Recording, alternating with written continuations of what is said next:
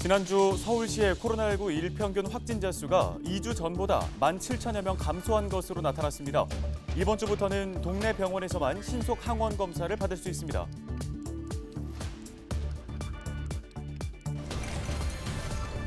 은평구가 진행한 고양 은평선 신사고개역 신설 타당성 용역 결과 신사고개역을 신설하면 노선 전 구간의 경제성이 올라가는 것으로 분석됐습니다.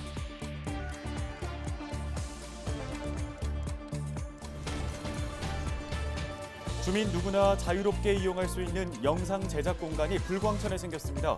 방송 장비를 갖춘 스튜디오에서 실시간 방송이 가능하고 카메라 등 영상 제작 장비도 빌려줍니다.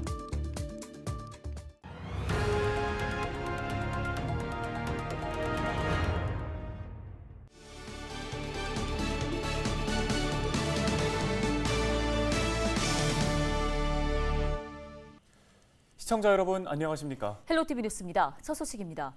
광역도시철도 고양 은평선에 신사고개역을 신설할 경우 해당 노선 경제성이 증가하는 것으로 나타났습니다. 고양 은평선은 6호선 은평세전역에서 창릉 신도시와 고양시청으로 가는 광역도시철도입니다. 고양 은평선은 작년 7월 국토부 예비 타당성 조사를 통과했으며 오는 2029년에 준공 예정입니다. 은평구는 신사동 일대 교통 정체 문제 해결 방안으로 은평 고양선 신사고개역 신설을 추진하면서 사전 타당성 용역을 진행했습니다. 이 용역 결과 신사고개역을 신설할 경우 고양 은평선 전 구간의 편익과 경제성이 증가하는 것으로 나타났습니다. 또 신사고개역을 신설하면 창릉지구 기준 출퇴근 시간이 30분이 넘지 않는 행정동이 11개 동에서 72개 동으로 늘어난다는 전망도 나왔습니다. 1인 미디어 전성시대라고 할 정도로 자신만의 콘텐츠를 제작하는 사람들이 꾸준하게 늘고 있죠. 남녀노소를 불문하고 이 콘텐츠 제작에 관심이 높은데요. 시민 누구나 영상을 제작할 수 있는 공간이 은평에 생겼다는 소식입니다. 손성애 기자입니다. 불광천 미디어센터가 사업 추진 3년여 만에 문을 열었습니다. 은평구는 불광천을 방송 문화거리로 바꾸겠다고 구상하면서 핵심 사업으로 미디어센터 건립 계획을 세웠습니다. 1인 미디어 시대이고 또 모든 것들이 SNS로 이루어지는 것들이 굉장히 많죠. 또 요즘은 또 코로나 상황에서 더 중요하게 생각하는 것들이 이런 그 미디어에 대한 그 갈증, 목마름이 굉장히 많은데요. 이런 것들을 이 공간에서 배우고 또 함께하고 우리 주민들이 함께 소통하는 그런 공간이 탄생이 된 겁니다. 미디어센터는 자전거 종합 서비스 센터를 리모델링해 만들었습니다. 크기는 지상 2층 300여 제곱미터 규모입니다. 시민 누구나 드나들 수 있는 곳으로 영상 편집실과 조정실, 스튜디오 등을 갖췄습니다. 영상 제작 장비를 빌릴 수 있고 실시간 방송이 가능한 1인 방송 스튜디오도 열려 있습니다. 6월부터는 지역 주민을 대상으로 미디어 교육 등 생활문화 프로그램을 운영할 계획입니다. 저희가 프로그램 같은 경우는 이용자분들이 나는 이런 프로그램을 운영했으면 좋겠다. 나는 어떤 장비를 여기 비치를 하면 나는 이런 장비를 이용하고 싶다. 어떤 설문조사를 통해서 수요가 뭔지를 먼저 파악한 후에 그분도 구축하고요. 미디어센터 1층과 옥상은 휴식 공간으로 꾸몄습니다. 옥상에서는 불광천을 한눈에 담을 수 있고 1층에서는 책을 읽거나 쉬어갈 수 있습니다. 주민들은 새로 생긴 공간에 관심을 보입니다. 손녀, 손자가 이런 데 관심이 많더라고요. 여기 한번 왔었거든요. 여기 그 개관날. 근데 여기 와서 보니까는 관심이 많아, 애들이요. 유튜브 크리에이터가 되네, 뭐 하는, 우리 때하고는 또 다르니까. 불광천 미디어센터 영상 제작 시설은 6월부터 홈페이지에서 예약 후 이용할 수 있습니다. 헬로티비 뉴스 손성혜입니다. 이어서 코로나19 소식입니다. 이제 동네 병의원에서만 신속항원 검사를 받을 수 있게 됐는데요. 서울시가 보건소 선별진료소 신속항원 검사가 중단됨에 따라 신속항원 검사가 필요할 경우 가까운 병의원을 이용해달라고 밝혔습니다. 이와 동시에 11일부터는 백신 접종 이상 반응 상담센터가 운영에 들어갔습니다. 상담센터는 코로나19 예방 접종 후 이상 반응이 있을 때 전문 의료인에게 상담을 받을 수 있는 창구입니다. 상담센터로 전화를 하면 백신 접종 피해 신고나 보상 절차, 중증 이상 반응 발생 시 대응 방법 등을 상담받을 수 있습니다. 코로나19 신규 확진자는 11일 0시 기준 14,247명입니다. 주간 단위 확진자 발생 현황을 보면 지난주 일평균 신규 확진자 수는 2주 전보다 17,000여 명이 감소했습니다.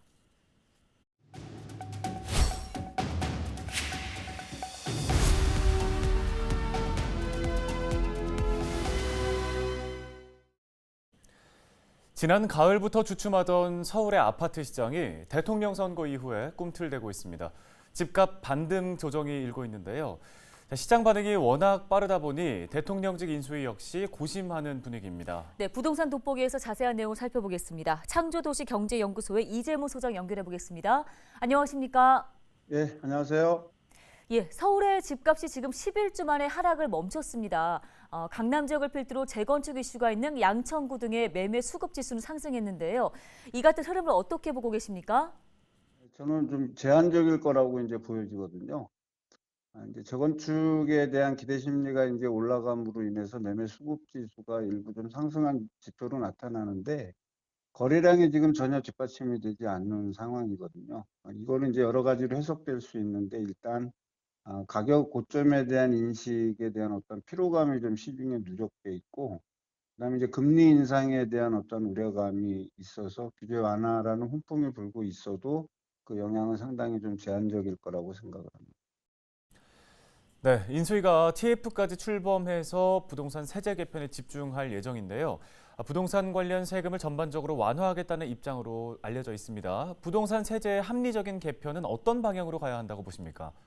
문재인 정부 같은 경우는 이제 거래세도 강화하고 그다음에 보유세도 이제 강화를 하는 바람에 이제 세금 부담에 대한 불만이 이제 많이 표출이 됐고 그게 또 선거 결과로 이어졌죠. 그러다 보니까 이제 윤석열 정부에서는 이제 전반적으로 이제 부동산 세제를 완화하겠다라고 얘기하는데 이게 부동산 세제에 대한 부분들은 법률 개정 사항들이 많기 때문에 이제 그 전반적으로 완화하는 데는 중장기적인 시각이 좀 필요하다라고 보고 당장에는 어떠한 뭐 그렇게 완화됐다라는 거를 이제 인식하기에는 조금 한계가 있을 것 같아요. 그리고 이제 정부에서 이제 할 수 있는 뭐 규제 완화 정도는 이제 뭐 당장 서둘러서 하겠지만 법률 개정을 필요로 하는 부분은 이제 야당을 설득해야 되는 어떤 문제가 있기 때문에 다소 정치력 발휘가 필요로 하는 부분이라고 하겠습니다. 네, 말씀하신 것처럼 시장의 빠른 반응에 인수위는 부동산 규제 완화와 관련해서 속도를 조절하겠다고 밝혔습니다. 무엇보다 현 시점에서 매수 고민하시는 분들이 많이 혼란스러울 것 같은데요. 실수요자들을 위한 도움 말씀 주신다면 한 말씀 부탁드리겠습니다. 뭐 속도 조절은 당연한 현상이죠. 뭐 이거를 일시에 뭐 전쟁하듯이 모든 규제를 다 완화한다는 건 현실적으로 불가능하기 때문에 시장의 상황을 봐서 이제 어떤 규제를 완화하고 또한 정책을 도입한다라는 거는 뭐 당연한 조치인 것 같고요. 이제 현재 이제 매매 매수를 고민하시는 분들은 이제 이걸 내가 집을 사야 되나 아니면 또 규제를 완화해서 부동산 가격이 올라갈 것 같은데 내가 지금이라도 사야 되나라는 그런 고민들이 좀 많은 걸로 알고 있습니다. 한편 또 다른 측면에서는 금리 인상이라든지 이런 부분들이 있어서 섣부르게 집을 사거나 이런 것보다는 좀 관망하는 태도가 좀 필요하고요.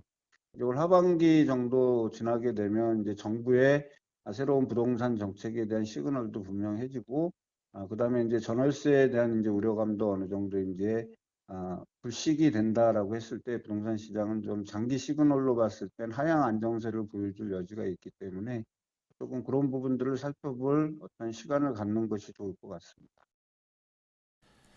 네, 말씀 잘 들었습니다. 여기까지 듣겠습니다. 창조도시경제연구소 이재문 소장이었습니다.